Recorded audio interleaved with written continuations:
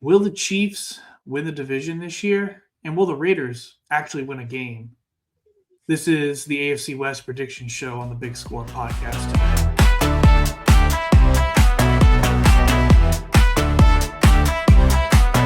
All right, Brad, we're in the AFC West now.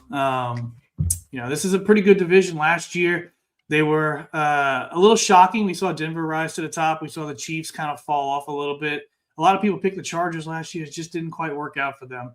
But everybody made a bunch of changes this offseason. Mahomes is coming back from his injury. So we're going to start with Denver. We'll kind of go team by team here, break it down, kind of chat about each team a little bit and their wins and losses and different record predictions and stuff like that. And then we'll kind of finish this off with the division. So we'll go ahead with the Broncos, Brad. You got them with 12 wins. So you're confident they're going to repeat in the AFC West. Yes, 100%. And a big reason that is the addition of Jalen Waddle. I know other teams have added some players to their weak spots, but I think that the addition of Jalen Waddle will help unleash another section of Sean Payton's offense that wasn't quite readily available as it was prior to before. Their defense, I think, pretty much returning almost all their key guys, Benito, Pat Surtain, second, which, I'm a big fan of PS2. That pass rush was good last year. I mean, they got all the way. You can argue they should have been in the Super Bowl. I mean, they had an unfortunate event that that happened. So it's like, in my opinion, they should have been in it. And I think with the addition of Waddle, it's going to unleash a second level to that offense. And I got them, doing good. They have the easiest schedule as far as AFC West goes. All the other teams are harder than them, but that's why I have them, finishing at 12-5 and winning that division again. Yeah, I mean, I think they're still a great team, but the addition of Waddle is good. I think they're going to struggle a little bit.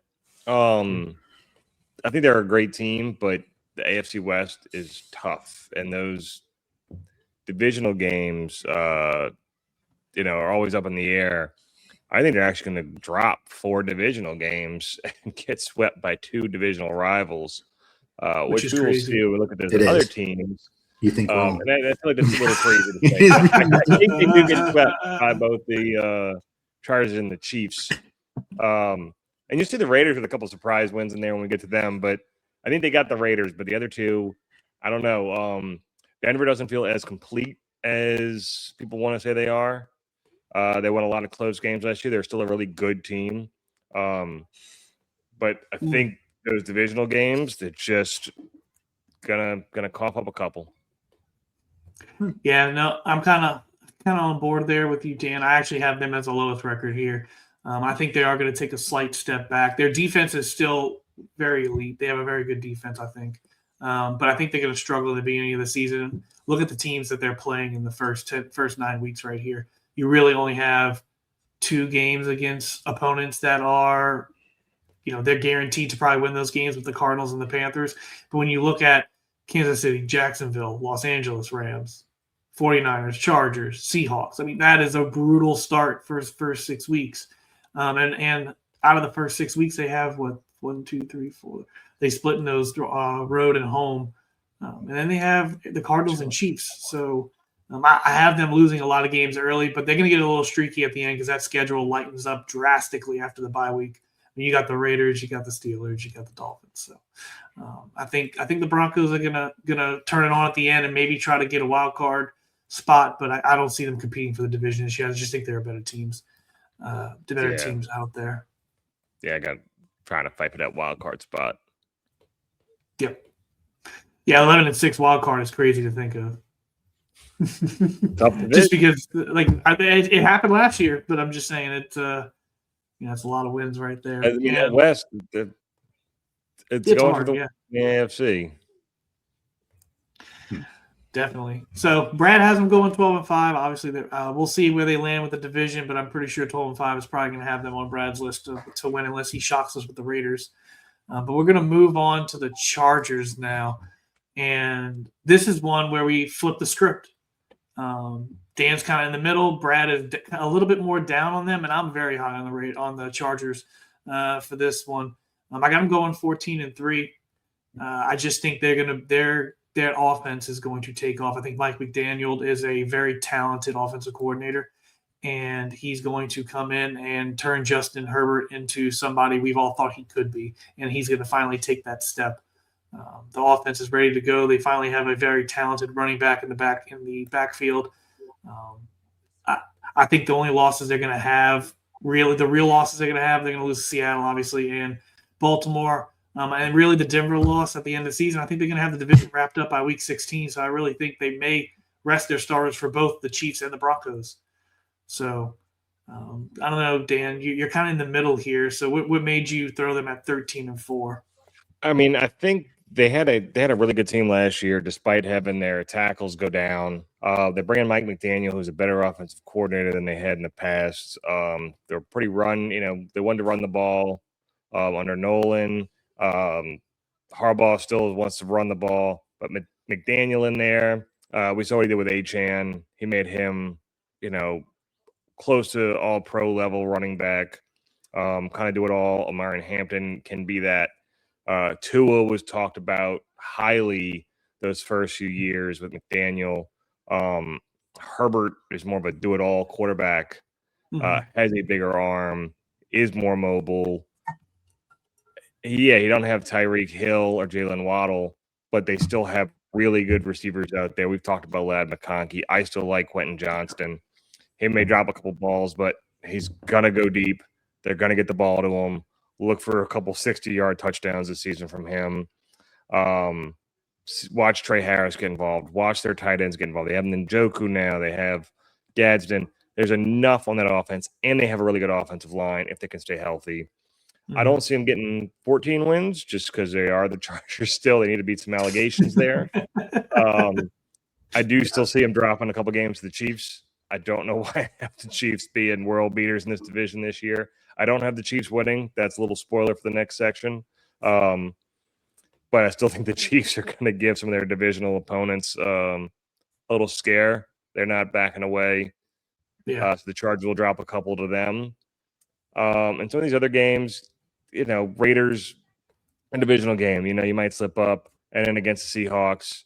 But I see them beating some other tough teams. They're going to show that they can compete this year. They'll be a really good team. So I still got them going 13. They're going to drop a couple of them, though. Oh, yeah. No, definitely. And Brad, obviously, at 11-6, you have them struggling out of the gate. You do get those 2 first wins, but, I mean, you're playing against the 2 worst teams in the NFL.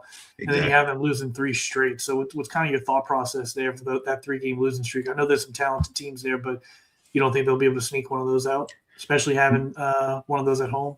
No, I think they're going to, like you said, they start off with 2 of the weakest teams in the league right up back-to-back, and I think they're going to be riding pretty high. They got that new coordinator and whatnot, but the reason I had them, I am high on the Chargers this year, but the reason I don't have them at the top of the division, quite like you guys do, is because, there's a new coordinator on there, so there will be a learning curve. I think that's going to overall, I think it's going to benefit them, and I think they will be great. But we're talking about other teams that are fine-tuning themselves, especially like the Broncos. But I think they're going to start off hot with them first 2 teams, and then they're going to get reality check when they got to go see Mr. MVP Josh Allen, Mr. NFL. And then I think that I think they're gonna. I think that the Bills are gonna hand it to them, and then I think Seattle's defense is great, and obviously I'm high on the Broncos. So, but like Dan said, and he touched on a second ago, they are the Chargers. Every year they're touted as Super Bowl contenders, and every year they just slip up, and then everybody's saying like, "Oh, if Herbert only had this little bit of extra stuff, or if they only had this, or their tackles are healthy." And that's unfortunate, but it always seems to be something they can't ever seem to get over the hump.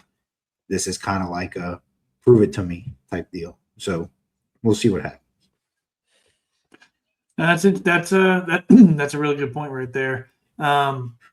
Where on your list could you see them adding a couple more losses if something goes awry. Like you see at the back end, I see you have a couple of streaky stuff. I mean, obviously, I have them winning 7 in a row, but like you do have them streaking a little bit toward the end. Is there somewhere where you can see them slipping up that could cause them to drop to that 10-7 or 9-8, which would probably put them out of the playoffs, being that they are the Chargers?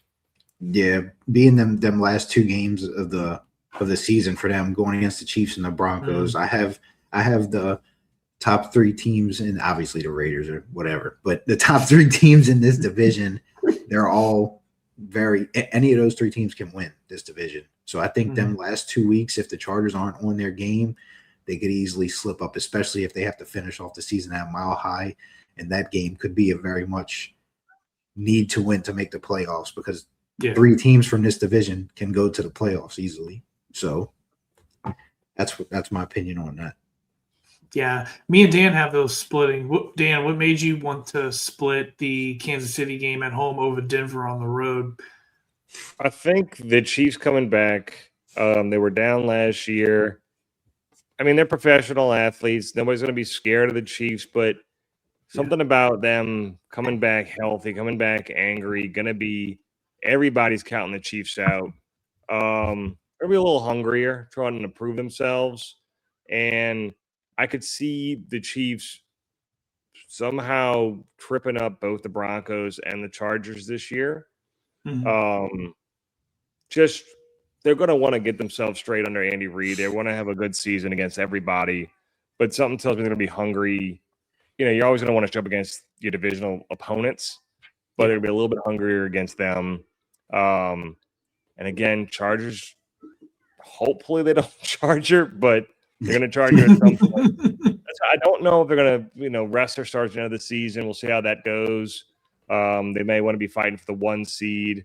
So they'll probably try and right the ship against the Broncos, but they might just slip up against the Chiefs, and they're going to play them tough.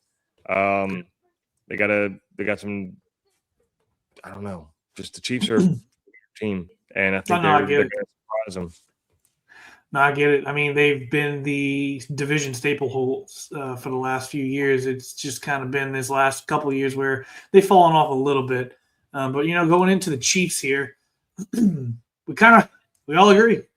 We don't agree exactly on wins and losses for specific points, but we all agree that they're a winning they're going to have a winning record this year, and they're going to do well this year. And Mahomes is going to play all 17 this year. So with this one, I don't know, Dan, what would put you, they're starting off 4-1 and then losing. They drop on the Raiders. I know. I mean, look, I get it. It's going to happen. The Raiders aren't going to go. They're not going 0-17. They're gonna win something. But they come out to bye. They're going to win the first pick in the draft. Like I said, they're going to give the Chargers some trouble, and the Broncos. Seattle's a good team. They'll drop one there. The weird streak for me was that 3 losses in a row, but all 3 are on the road, at Buffalo, at the Rams, at the Bengals. Yeah. Those are hard games. Difficult games, but then you end the season against some other good teams as well. 3 teams in a row that are pushing for playoffs. Another divisional game against the Raiders. Will probably be starting Mendoza at that point.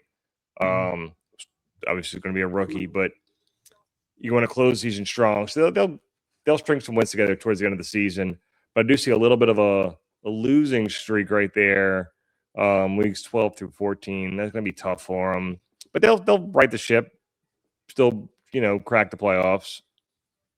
No, definitely. And I'm kind of there with you. I have them going 1-2 in that little streak right there with those 3 road games. Out of the whole schedule, I think that part of the schedule, it's cushioned in between a really soft Arizona Cardinals team and then, my opinion, a little bit weaker of a New England Patriots team this year.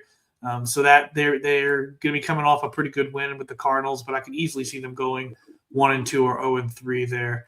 So I did give them the loss against the Rams. But Brad, I saw that after the bye week, we both have them kind of slipping up. Usually teams come out of the bye week pretty good, but what was your thought on having them come out of the bye week with those 2 losses to the Chargers and the Seahawks?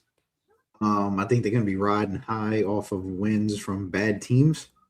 And then I think they're going to enter that bye week, and it's going to hit them hard. When they come back out of it, they got to travel to Los Angeles I think by that time, that new offense for the Chargers will finally start to be clicking at that point in the season. You're about a month in.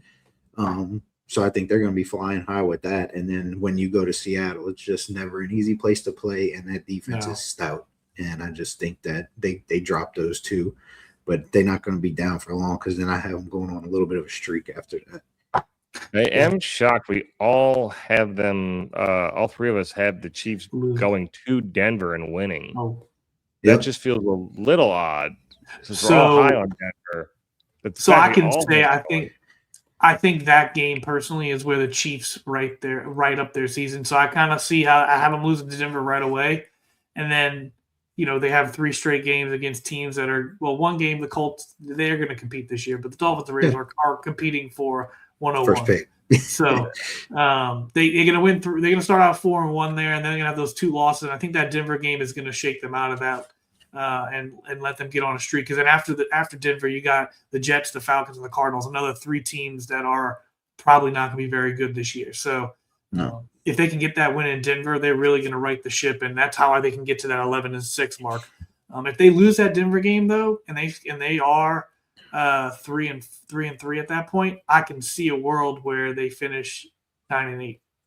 Yeah, because you may get those wins against the Jets, Falcons, and Cardinals, but it gets much more tough after that. And granted, we gave them a few more wins against some harder teams later in the season, but they could easily be losses. I could flip a couple of these to losses. Like if New England does not dramatically drop back, like I think, I can see them losing that game, for example. Mm-hmm. But one last thing before we move on to the best team in the division. Week 7, we all chose them losing to Seattle. Yep. Can you give a little bit of insight on? I mean, obviously Seattle's a hard place, but that really was just it. Going on the road in Seattle, it's just tough. Mahomes is going to struggle, or was there more thought into it? What do you think, Brad? I do. I mean, that does have a big thing to do with it, in my opinion. Home field advantage. I mean, the Chiefs know all about that. They're one of the toughest places to play. I think Seattle's one of the toughest places to play. But my main thing with them is I think the Chiefs are struggling this year. Well, I'm not going to say struggling, but their pass catchers this year probably has never been more question marks. Yeah. I know Rashee Rice is supposed to be back, but how healthy is he? He hasn't been looking very great in training camp as far as his burst and explosiveness. Travis Kelce, he's literally, this could be his farewell tour, however you want to word it. They did grab Kenneth Walker, but that Seahawks defense is, to me, it's too legit. And for them to be playing at home, and I don't see him beating them. I think the Seahawks, like you said, I know you said you seemed they were going to back off a little bit, but I think their defense is still going to be stout, and I don't think Mahomes got anything for them. The Seahawks defense is too good. And a little spoiler for a later episode, but Seattle's getting back from Denver the week before. It's going to be a tough game in Denver. You're coming back home. You're going to want to stomp the Chiefs. Whether or not you win it at Denver, that's going to be a tough game. You come back home, you're going to want to beat the snot out of another AFC West opponent. They're 2 good teams, but your defense is legit. It's one of the best in the NFL. They don't have the weapons on the Chiefs to attack that Seahawks team in Seattle. I think Seattle is just going to come out screaming, both on the offense and defensive side. I think the Chiefs just can't keep up that game. Yeah, and I think it could be a little Kenneth. Like, I think the Seattle defense is going to be like, we're not going to let Kenneth Walker beat us. Yep, beat us. So that's where, those kind of things play more than I think people give it credit to. Definitely, and personally, I've had them losing to Seattle mainly because I think they're going to be looking ahead to that Denver game, because in their mind, they're going to know Denver is probably the team to beat for this division. Now, granted, I think the Chargers are going to do better this year, but that may not be the sentiment inside the locker rooms of these teams. And having them lose to Denver in week 1, they can't get swept by Denver, so they may be just looking slightly ahead to that Broncos game on the road. Yeah, and preparing for that one. Especially going to be on the road on both of those games. You're going to have all your stuff packed up. The coaches are going to probably have 2 game plans set up. So there's a potential where they're just going to lose focus and drop Seattle. Yeah. But moving on to the worst team of the division. Look at all the L's, baby. Brad, The Las Vegas Raiders, Brad, 0-12 before the bye week. Not Yeah, even man. sniffing one win. Oh, they're gonna sniff. Miami, they It's play just Miami. they sniffing that doo doo, man. They're not gonna be any good. You know? I mean, they have the worst. They have the easiest schedule in the division. They do. play 4 or 5 games against teams that probably aren't going to win more than 5 games. No. And that's kind of how I came up with some of my wins. I have actually a couple surprise wins in here because that's just how bad teams do. They show up one day and bam. Yeah. But 0-12. I mean, I agree with you. You know, every now and then somebody, you know, farts around and lets somebody that should have no business beat them. So I get that. But new head coach, playing in a super tough division. They might have the easiest schedule in the division, but they have the 7th hardest in the NFL. And then on top of that, I think there's going to be a lot of changes being made on the offensive side of the ball. Defensive side of the ball is a train wreck. Offensive side of the ball, I think they're going to start with Kirk.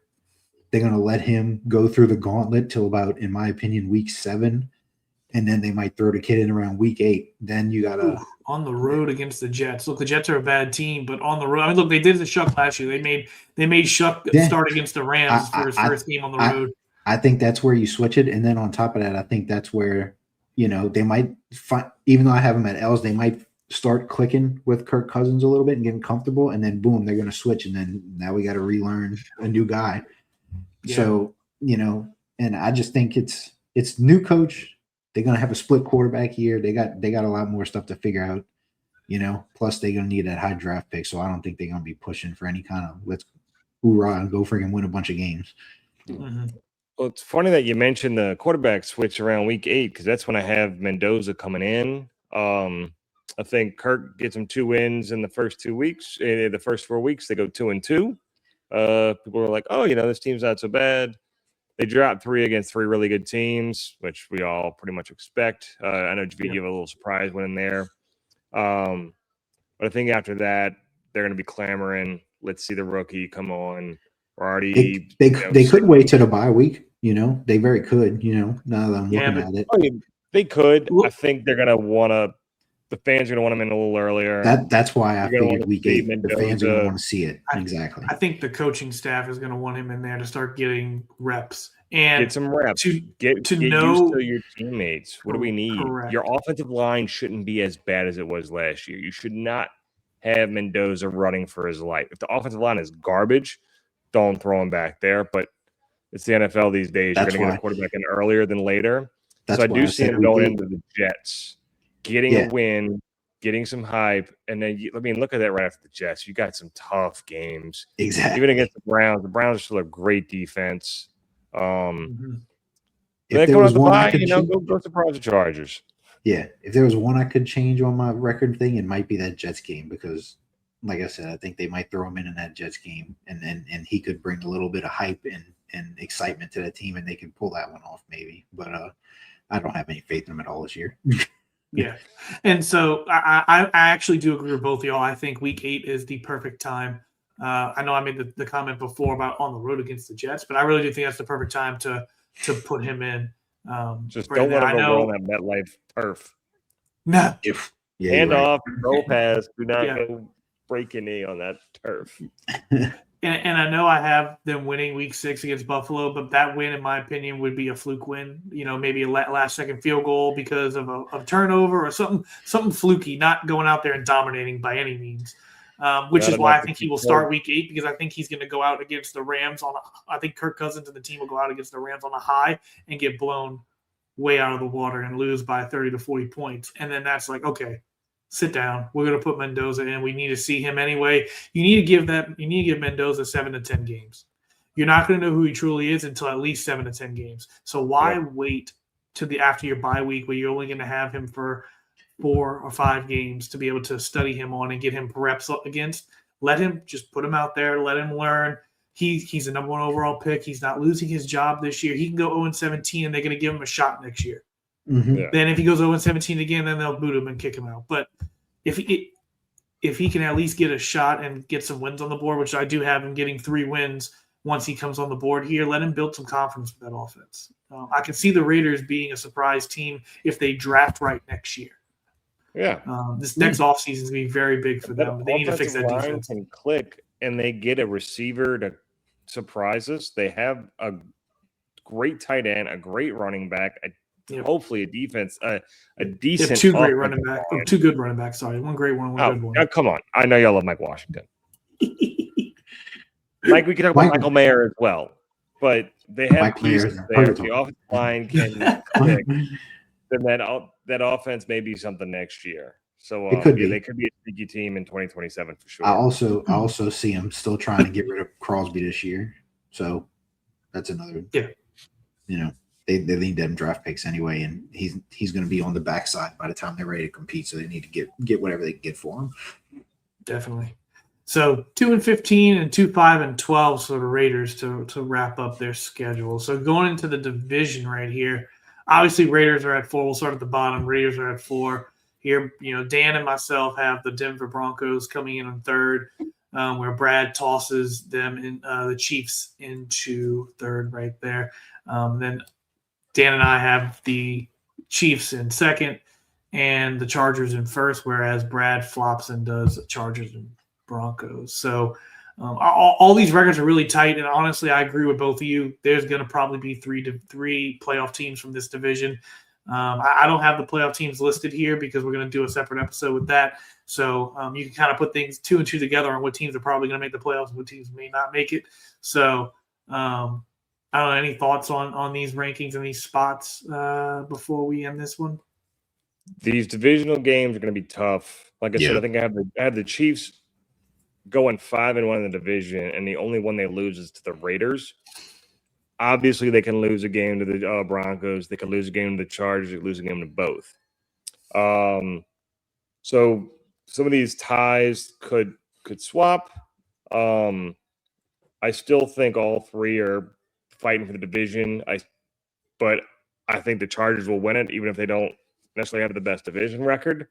I think that's what gives the Chiefs the win or the tiebreaker over the Broncos. But again, if the Broncos get one of those against either the Chargers or the Chiefs, that bumps them up to 2nd. So they're all so close. Just how my wins and losses broke out. I think the Chiefs they come out and get the most divisional wins, and that gives them that tiebreaker right there for the 2 seed and in the division, not the playoffs.